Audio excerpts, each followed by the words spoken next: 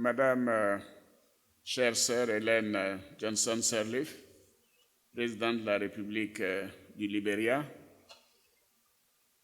prix Nobel de la paix, notre grande fierté. Madame, chère sœur, il y a mon ministre des Affaires étrangères qui est Yacouba et qui a traduit tout à l'heure les propos du chef représentant la communauté coutumière du Libéria, a dit qu'il avait insisté sur deux choses, mais il n'a pas été complet. Il a insisté sur trois choses. Alors, quand il saluait Madame la Présidente, il lui a dit, Madame la Présidente, nous allons changer la loi pour que vous soyez candidate à nouveau à l'élection présidentielle. Et ce n'est pas tout. Il a dit, Monsieur le Président, vous aussi. Alors, Madame Hélène et moi, nous sommes concertés, nous disons, nous n'avons pas besoin de ça. Voilà. Madame la Présidente, Monsieur le ministre d'État, ministre de l'Intérieur, de la Sécurité de Côte d'Ivoire, Monsieur le ministre des Affaires étrangères de Côte d'Ivoire, Monsieur le ministre des Affaires intérieures du Libéria, Monsieur le ministre des Affaires étrangères du Libéria, Mesdames et Messieurs les ministres, Madame la représentante spéciale du secrétaire général des Nations Unies en Côte d'Ivoire, Madame Mindaoudou, Monsieur le représentant spécial adjoint du secrétaire général des Nations Unies au Libéria, Mesdames et Messieurs les ambassadeurs, Mesdames et Messieurs les officiers généraux, officiers supérieurs, Mesdames et Messieurs les membres du corps préfectoral, Mesdames et Messieurs les élus, distingués chefs coutumiers et des communautés des localités de la zone frontalière Libéria-Côte d'Ivoire, Mesdames les représentantes des associations des femmes, Mesdames et Messieurs les représentantes des associations des jeunes des localités de la zone frontalière Côte d'Ivoire-Libéria, Mesdames et Messieurs les journalistes, honorables invités, Mesdames et Messieurs. Excellence, Madame la Présidente, je voudrais, au nom du gouvernement et du peuple ivoirien, ainsi qu'à mon nom propre, vous souhaiter la bienvenue à Guiglo, en terre ivoirienne, à l'occasion de la deuxième rencontre des chefs traditionnels et des communautés de nos deux pays. Ayo Dao, Ayo Dao. Voilà, bienvenue, welcome, Madame la Présidente. Oui, 3 années après la rencontre de Zouédrou, qui fut un franc succès, je garde encore en mémoire l'excellent et fraternel accueil qui nous a été réservé, de même que les constantes marques d'attention dont a été l'objet toute la délégation ivoirienne. Je voudrais également vous féliciter pour vos efforts inlassables qui ont permis de venir à bout de l'épidémie de la fièvre Ebola, dont la fin ouvre des perspectives de développement économique pour votre pays. J'ai écouté avec beaucoup d'attention la demande de la réouverture de la frontière. Hier soir, nous avons une séance de travail entre les deux délégations. Et comme vous le savez, c'est une recommandation de l'Organisation mondiale de la santé d'attendre 90 jours après la fin de la fièvre Ebola, après les 42 jours de dernière incubation, pour procéder à l'ouverture de la frontière. Donc, j'ai pu vous assurer que nous sommes impatients de réouvrir la frontière, ce qui aura lieu, comme vous le savez, en mars prochain. Voilà, donc c'est notre souhait à tous. Mesdames et Messieurs, honorables chefs traditionnels, je me félicite de la rencontre de ce jour entre les chefs traditionnels et les représentants des communautés de notre zone frontalière, parce qu'elle nous permet de prime abord de célébrer la fraternité retrouvée entre nos deux peuples, unis par une histoire et bien sûr une culture commune. Elle nous offre également l'opportunité, en tant que dirigeants politiques, de renforcer les liens de coopération qui unissent la Côte d'Ivoire et le Libéria en vue de garantir une paix et une stabilité durable, gage d'un développement harmonieux pour le bien-être de nos populations.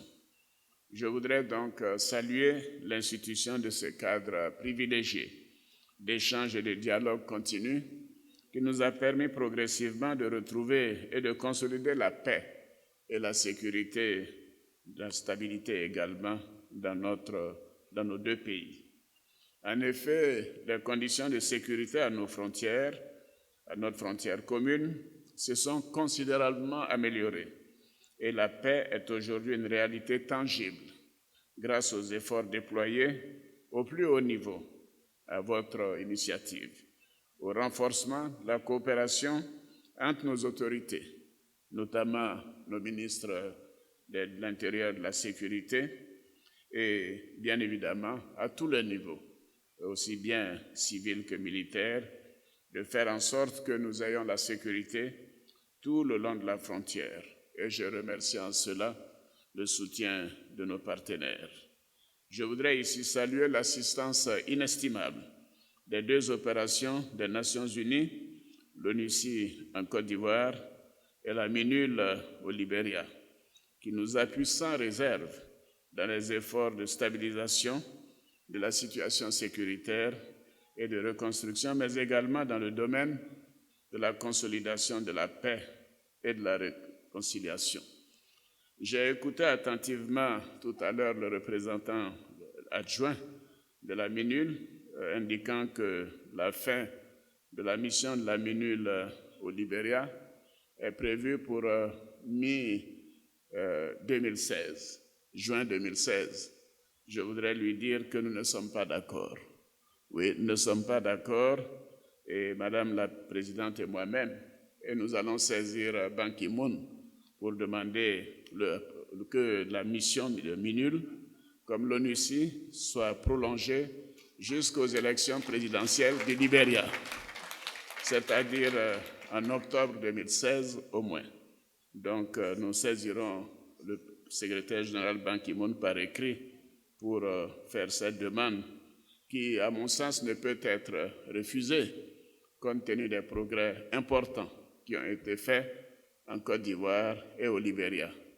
Je demande donc aux Nations Unies d'encourager les bons élèves. Voilà. Mesdames et messieurs, les risques sécuritaires existent toujours, c'est ce que je voulais dire, car comme en témoignent les attaques sporadiques, dont la dernière a eu lieu en décembre 2015 à Olodjo, à proximité de Tabou. Et ces attaques doivent être bien sûr maîtrisées et nous faisons tous nos efforts pour y parvenir et nous avons encore besoin du soutien de la MINUL et de l'ONUCI.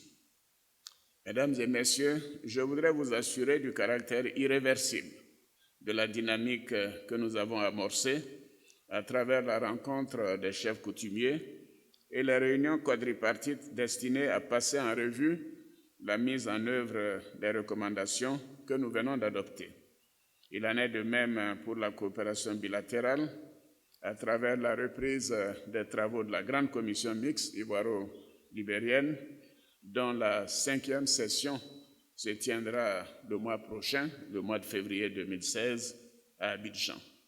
Cette dynamique qui se traduit aujourd'hui par le retour volontaire de milliers de nos compatriotes réfugiés au Libéria constitue un réel motif de joie et de satisfaction. Et je voudrais signaler qu'en 2010-2011, plus de 200 000 Ivoiriens se trouvaient au Libéria.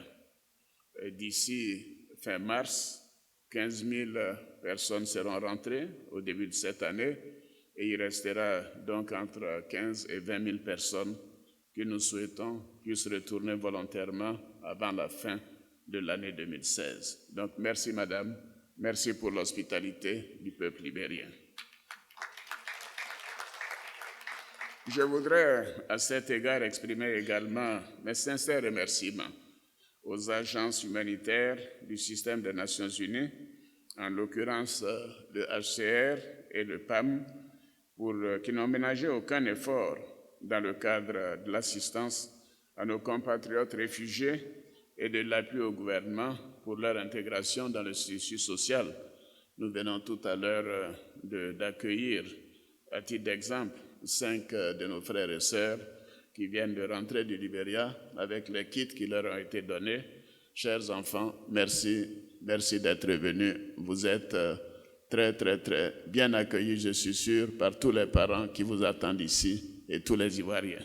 Et je demande que tous ceux qui sont au Libéria suivent votre exemple et reviennent le plus rapidement possible, maintenant que la fièvre Ebola a quitté le Libéria. Merci pour votre décision.